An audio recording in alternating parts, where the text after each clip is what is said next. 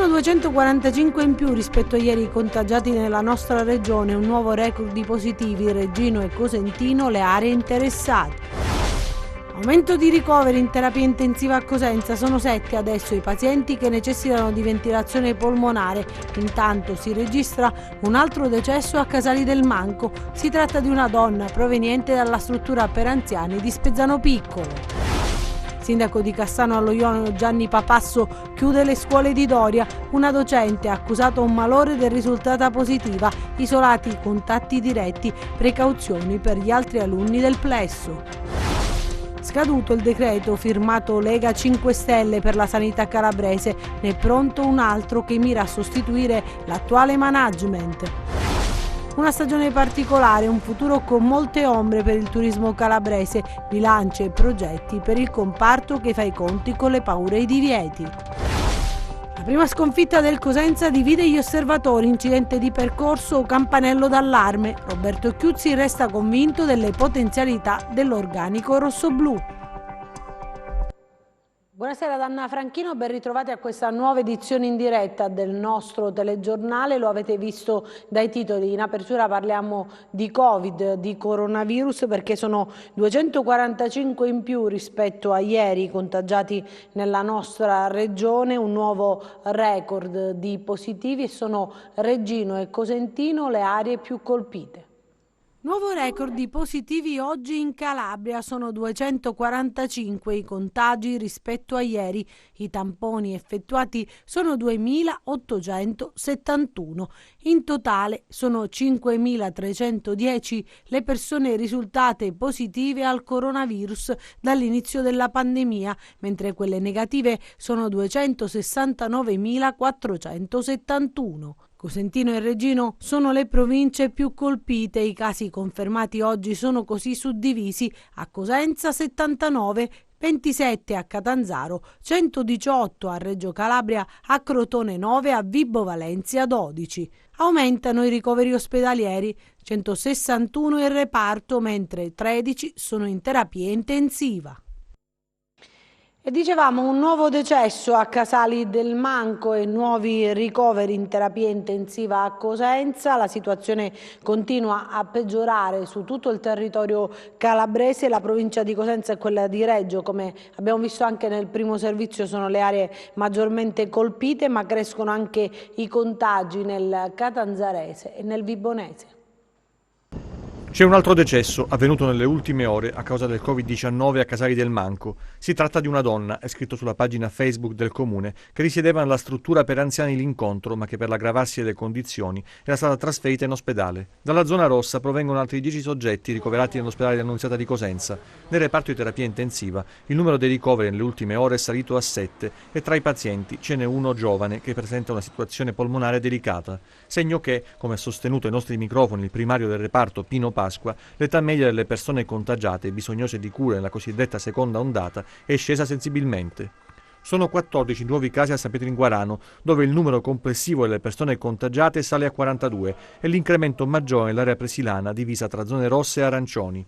8 i positivi emersi nelle ultime ore a Rovito, così come a Rende, dove stanno arrivando nuovi dati dallo screening effettuato nelle ultime ore. A Cosenza 7 nuovi casi, 3 a Castrolibero, aumenti meno consistenti sul Tirreno e nell'area del Savuto, mentre si muove la fascia ionica che fa registrare 4 positivi a Corigliano Rossano. Cresce la capacità di processare i tamponi nell'Ametino, una buona notizia visto che sul territorio sta salendo anche il numero dei positivi. A San Pietro a Maida il focolaio coinvolge ad oggi 25 soggetti, ma si attendono altri risultati. Nel Catanzarese, attesa a Botricello, dove i casi attivi sono 24, ma diversi contatti dei positivi devono ancora sottoporsi a tampone.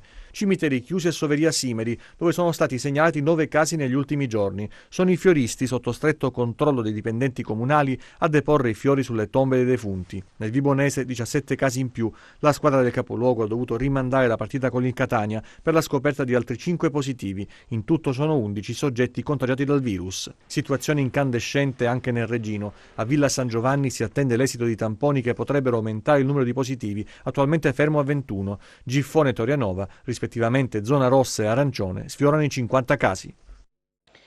E con l'esame dei tamponi effettuati nelle scorse ore e di quelli in corso, oggi sapremo di più proprio sul funzionamento del sistema di zone rosse e arancioni messe in atto dalla Regione sulla base delle indicazioni ricevute dalle ASP. Sentiamo il direttore proprio della Task Force e del Dipartimento Prevenzione dell'ASP di Cosenza, Mario Marino, che parla anche della situazione che si vive nell'area urbana di Cosenza Rende. Mario Marino, domenica di lavoro, perché con la situazione Covid non ci si ferma mai. Qual è la situazione in provincia in questo momento? La situazione, così come in tutte le altre regioni italiane, è particolarmente impegnativa da parte nostra, perché proseguono i casi e ogni giorno sono in numero piuttosto cospicuo. Noi cerchiamo con le risorse a disposizione, cerchiamo di frenare, quindi attraverso l'attività di contact tracing, identificazione dei casi, delimitazione dei focolai. Non sempre riusciamo a essere tempestivi e rapidi, quindi chiedo anche scusa per qualche ritardo, perché comunque sono talmente importanti e numerosi i dati a disposizione che non ce la facciamo. Comunque ci stiamo preparando una fase nuova per quanto riguarda la nostra organizzazione. È partito il bando per nuovi medici, nuovi infermieri. Il 9 decollerà la centrale operativa territoriale, che potrà ottimizzare tutte le attività che facciamo sul territorio, coordinando le attività di dipartimento di prevenzione, dell'ADI, dei medici di base, del 118, dell'ospedale. Oggi qual è la situazione nelle zone rosse e arancioni? Sta funzionando questo sistema? Si sta limitando il contagio in quelle aree? È questo il senso dell'identificazione di zona rossa e zona arancione, il senso di delimitare e mitigare le conseguenze della diffusione del contagio. E quindi aspettiamo le risultanze. Io credo che questa potrebbe essere la soluzione migliore, cioè individuare e delimitare delle zone senza aprire a situazioni e a risoluzioni molto più impegnative, che certamente cadrebbero sulle spalle di tutti quanti noi cittadini in maniera rilevante, come potrebbe essere per esempio la soluzione del lockdown. Le ramificazioni del focolaio presilano hanno interessato anche l'area urbana e sono saliti sia a Rende che a Cosenza i contagi. Siamo oltre i 100 contagi nelle due aree ed è qui davvero difficile poi delimitarle dal punto di vista proprio logistico e anche per i rapporti commerciali. Sono le zone forse più calde in questo momento. Ce l'aspettavamo che si incuneasse, no? Il virus dalla zona presilana, essendo proprio a contatto con l'area urbana di Rende e Cosenza, che quindi determinasse questo stato. Però non ci deve essere preoccupazione, perché i casi sia di Cosenza e sia di Rende non sono elevati rispetto alla popolazione in generale. Li stiamo delineando, li stiamo circoscrivendo, quindi penso che un po' di tempo riusciamo a uscirne. E intanto è intervenuto al vertice convocato dal ministro Boccia il presidente facente funzioni della Regione Calabria, Nino Spirlì, che ha sottolineato in teleconferenza quanto sia necessario tutelare la salute e l'economia. La Calabria sta facendo fino in fondo la sua parte, così il presidente facente funzioni Nino Spirlì, commentando il vertice in vista del nuovo DPCM per il contrasto al Covid-19 convocato dal ministro per gli affari regionali Francesco Boccia e al quale ha partecipato in teleconferenza. Le regioni, dopo aver preso atto delle proposte dell'esecutivo, hanno avanzato delle controproposte che tengono conto della necessità di contrastare in modo efficace l'epidemia e quindi di tutelare la salute degli italiani, ma al contempo anche dell'urgenza di non colpire ulteriormente un'economia nazionale già fortemente in affanno. È quindi doveroso, ha aggiunto Spirlì, che il governo prenda impegni concreti nei confronti di tutte quelle categorie produttive e professionali che potrebbero essere gravemente danneggiate da nuove e più rigide misure restrittive. Secondo indiscrezioni, le misure riguardano gli anziani over 70 a casa per proteggerli dal contagio da coronavirus, i centri commerciali chiusi nei weekend, il coprifuoco alle 18, stop agli sportelli per le scommesse in bar e tabaccherie, restrizioni alla mobilità regionale fra regioni, chiusura delle scuole in base all'indice di contagiosità e didattica a distanza in tutta Italia, forse anche per le medie. Queste le misure proposte in vista del prossimo DPCM atteso fra domani e martedì. E lo sentivamo, la chiusura delle scuole in base alla contagiosità delle regioni, mentre il sindaco di Cassano allo Ionio, Gianni Papasso, ha chiuso alcune scuole di Doria perché una docente ha accusato un malore ed è risultata positiva. Sono stati isolati i contatti diretti, precauzioni anche per gli altri alunni del plesso. Scuole chiuse nel territorio di Cassano, lo ha deciso il sindaco Papasso. Per evitare il diffondersi della pandemia bisogna mettere in atto ogni precauzione, ha detto il primo cittadino, affinché si superi questa fase critica. La dirigente dell'Istituto Comprensivo Troccoli di Lavoropoli, la dottoressa Giordano, mi ha comunicato che una docente che aveva tenuto lezione presso 3 classi della scuola media di Doria, essendo stata colta da malore, aveva praticato un tampone privato e il risultato positivo. A seguito di questa comunicazione mi sono subito attivato per chiudere le scuole. Oltre alla scuola media ho chiuso anche la scuola elementare che stanno nello stesso plesso e vicino agli stessi c'è anche la scuola dell'infanzia che ho chiuso. Questo per motivi precauzionali, per preventivi e anche per dare la possibilità agli uffici del comune di procedere alla sanificazione delle scuole stesse. Questo fatto ci induce a capire e a pensare ancora di più quella che è la pandemia, una situazione gravissima dalla quale dobbiamo assolutamente uscire, ma nel frattempo bisogna stare molto attenti. Ho approfittato della circostanza per raccomandare ai miei cittadini di indossare sempre la mascherina, di non fare assembramenti e di praticare il distanziamento sociale. La questione è molto più complessa. Io credo che il virus stia viaggiando galoppando a velocità molto elevate, pertanto ognuno di noi deve fare il proprio compito. Se arriva il virus nelle scuole saremo veramente finiti. È per queste ragioni che ogni precauzione è sempre utile. Io spero che prossimamente la docente possa stare bene, possa ritornare alla vita normale. Alla stessa auguro tante belle cose, tanti auguri di buona guarigione alle famiglie, la precauzione, stare attenti a tutelare i propri figli. Ho invitato i ragazzi a starsene a casa, a non uscire, perché è giusto che stiano in quarantena non obbligatoria ma volontaria, fiduciaria, proprio per evitare che eventualmente ci possano essere altri contatti. Intanto parliamo di sanità, perché è scaduto il decreto firmato Lega 5 Stelle per la sanità calabrese, il cosiddetto decreto Calabria. Ne è pronto un altro che mira a sostituire l'attuale management. Da un decreto Calabria all'altro, il primo firmato Lega e 5 Stelle, presentato in pompa magna a Reggio Calabria dall'allora Ministro della Sanità, spalleggiata dal Premier Conte. Ci dissero che lo strumento legislativo avrebbe garantito una sanità dignitosa per tutti i calabresi. Parlarono di assunzioni, scuole di specializzazione e 1000 altre promesse, ma purtroppo la storia ha raccontato cose diverse, se è vero come è vero che non solo non è migliorato nulla, quanto sono stati compiuti pericolosi passi indietro.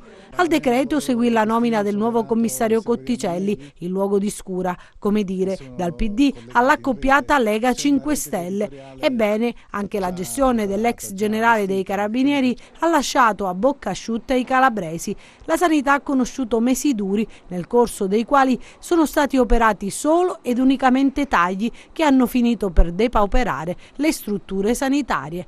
Acqua passata? Forse, ma la politica non molla il settore più delicato e più attenzionato dai cittadini. Scaduto il termine di vita del decreto emesso dal precedente governo, a Roma si sta decidendo, è possibile che ciò avvenga anche domani, il varo di un nuovo decreto, questa volta di matrice PD 5 Stelle. Di cosa si tratta? Della sostituzione degli uomini posti alla guida del sistema sanitario calabrese. Cambieranno le appartenenze, verrà nominato un nuovo management con sguardo rivolto alle prossime elezioni regionali. Di certo il nuovo decreto sarà come al solito una specie di libro dei sogni, ricco di faremo in modo tale da tranquillizzare noi cittadini. Insomma, la storia si ripete. Mentre i calabresi continueranno ad emigrare per farsi curare, le assunzioni verranno promesse come vuole la tradizione, salvo poi bloccarle perché le casse sono vuote.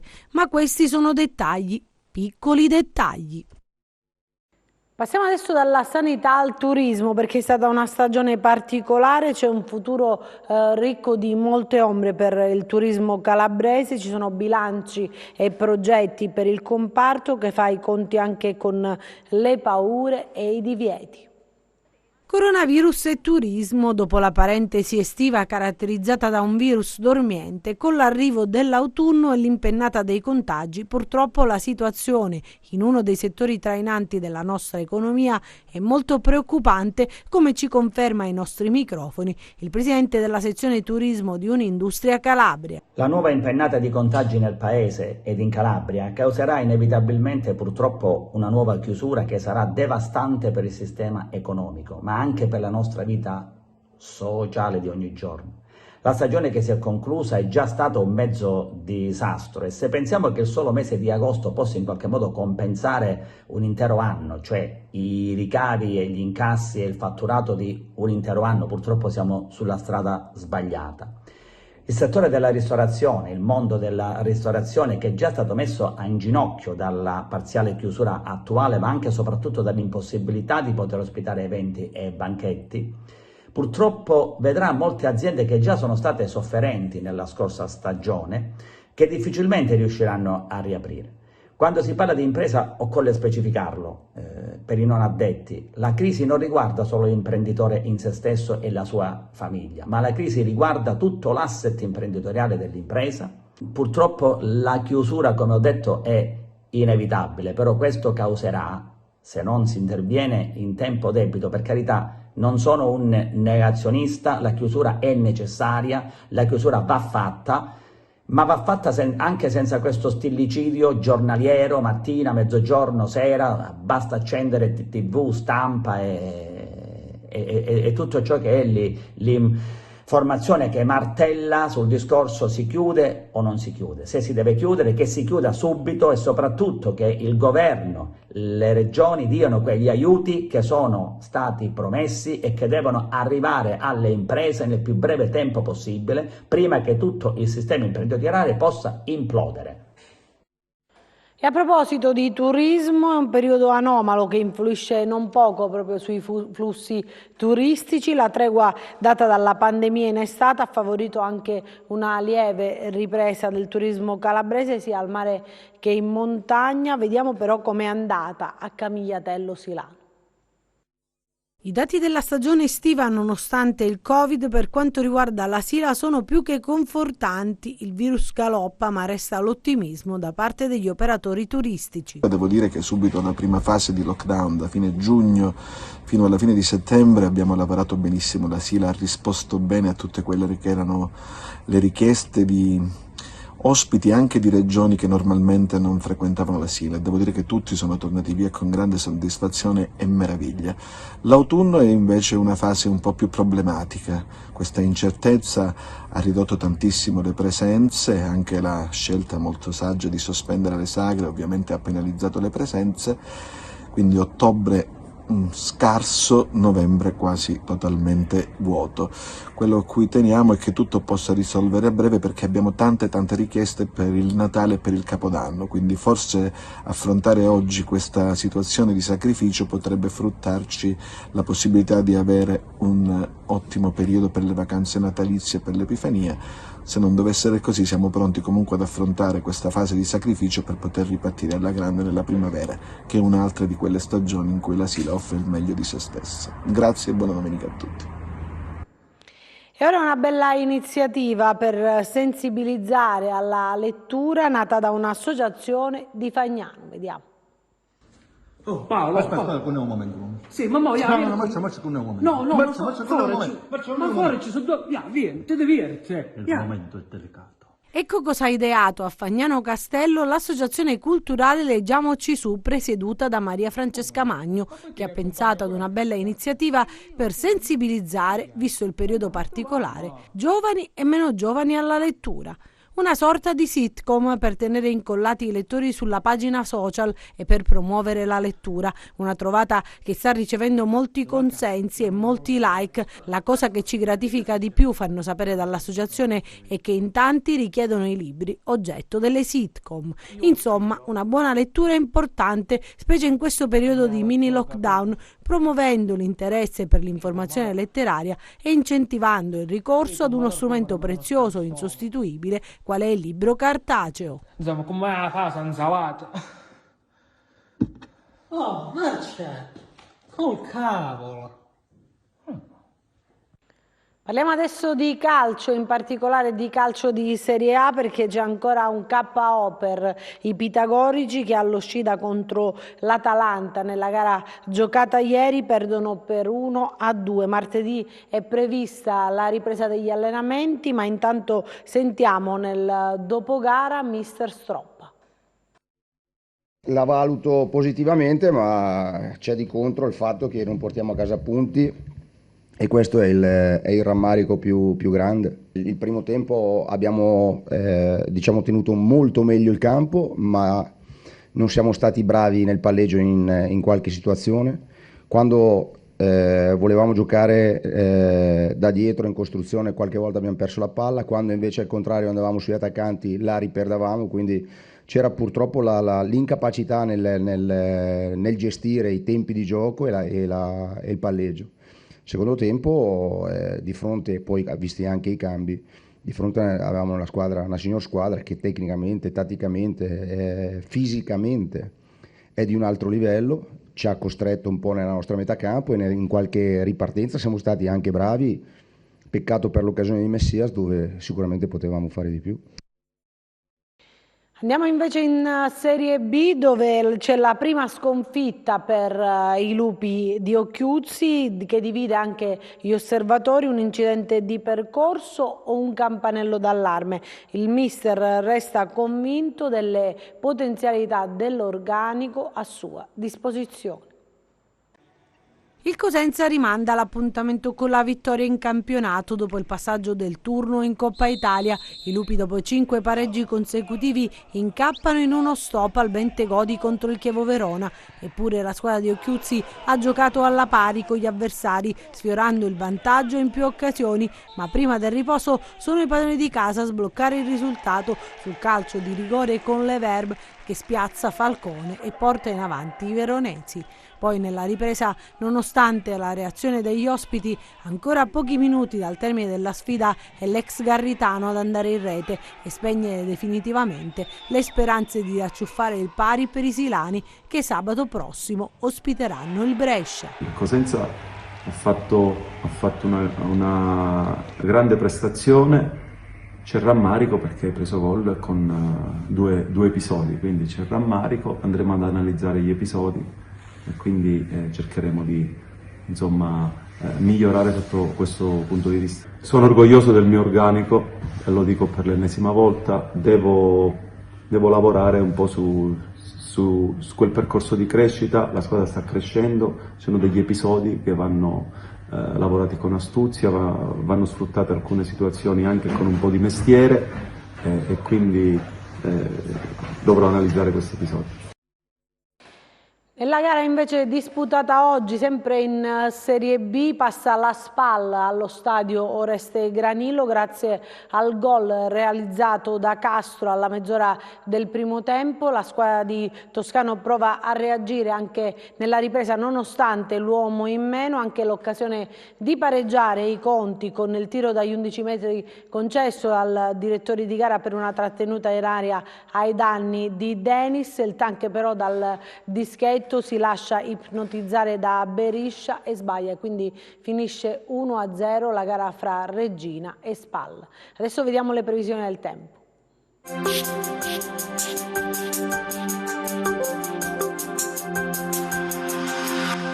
Ben ritrovati da Meteo in Calabria. La presenza di una vasta area anticiclonica sul Mediterraneo garantirà un inizio di settimana caratterizzato da tempo stabile, con temperature lievemente sopra le medie.